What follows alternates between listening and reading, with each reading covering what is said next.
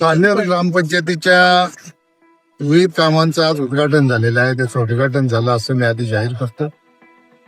सरपंच अश्लेष तरे, उपसरपंच भरत पाटील आणि या सगळ्याच सरपंच, एवढी नावं घ्यायला इकडं फार उशीर होईल. यांच्या कारकिर्दीमध्ये काल्हेर गावामध्ये मागच्या 5 वर्षामध्ये जो विकास झालेला आहे तो निश्चितपणाने कौतुकास्पद विकास आहे. आणि याच्या पाठीमागे भारतीय जनता पक्षाची ताकद आहेच. पण भारतीय जनता पक्षाच्या ताकदीबरोबर इथले जे वरिष्ठ आहेत, जयवंत पाटील असतील, छत्रपती पाटील असतील, हरचंद्र पाटील असतील, माजी आमदार योगेश पाटील आहेत, संजय पाटील आहेत, अजून कोणाचं नाव येतं पाहिजे पण दयानंद भंडारी असे अनेक सहकारी आहेत वरिष्ठ.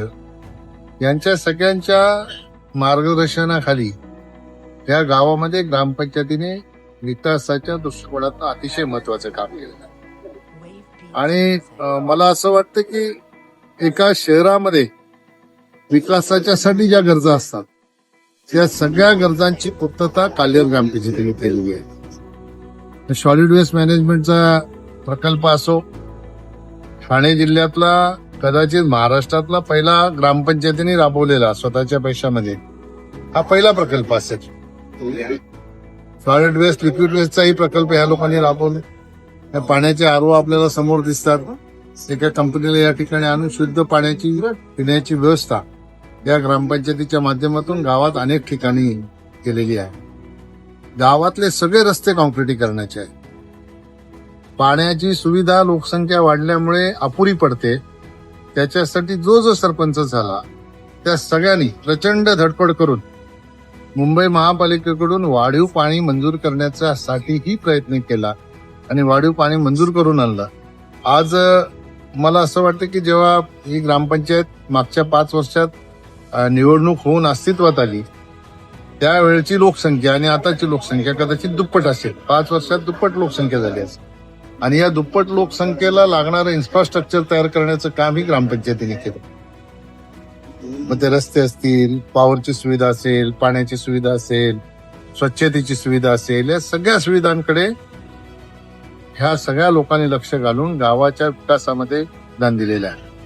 आणि म्हणून मी आता उद्घाटन करताना या सगळ्या सहकार्यांना शुभेच्छा दिल्या की पुन्हा एकदा गावाच्या विकासासाठी, गावाच्या सेवेसाठी तुम्ही यासाठी तुम्हाला शुभेच्छा देतो.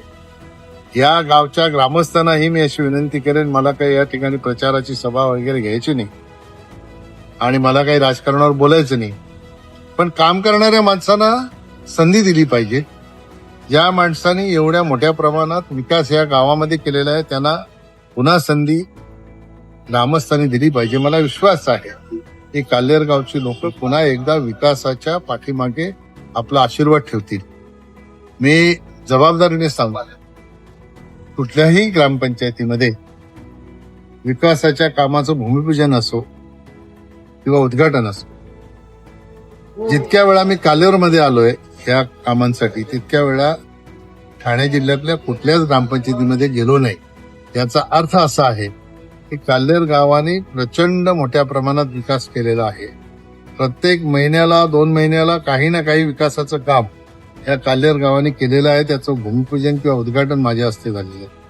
आणि म्हणून जितक्या या ठिकाणी उद्घाटनाचे बोर्ड लागलेले आहेत, या बोर्डांवर माझं जेवढं नाव या काल्हेर गावात आहे तेवढं कुठल्याच गावामध्ये, मी माझ्या गावात सुद्धा एवढ्या पाट्या लागल्या नसतील इतक्या उद्घाटनाच्या आणि भूमिपूजनाच्या पाट्या या काल्हेर गावात. तर हे गाव मोठं आहे, काम करण्याला स्कोप आहे. मी या गावामध्ये क्रीडांगण आहे, गार्डन आहे, नाना पार्क आहे, काय नाही हे विचारावं लागेल. मला असं वाटतं की एकही अशी सुविधा नाही की ती या गावाच्या ग्रामपंचायतीच्या माध्यमातून उभी झाली. आणि म्हणून या गावच्या सगळ्याच सहकार्यांचं पुन्हा एकदा मी नाव घेत नाही की आमच्या सगळ्याच भगिनी, सगळ्यात मला मुलीसारख्या आहेत, त्या सगळ्या सरपंच झालेले आहेत, उपसरपंच झालेले सहकारी. त्यांनी सगळ्यांनी प्रचंड योगदान त्या गावाच्या विकासाचा दृष्टिकोन ठेवून आपलं योगदान दिलेलं आहे. आणि म्हणून त्यांचं विशेष मी कौतुक करतो. येणाऱ्या काळामध्ये निश्चितपणाने ग्रामस्थ पुन्हा एकदा त्यांना आशीर्वाद देतील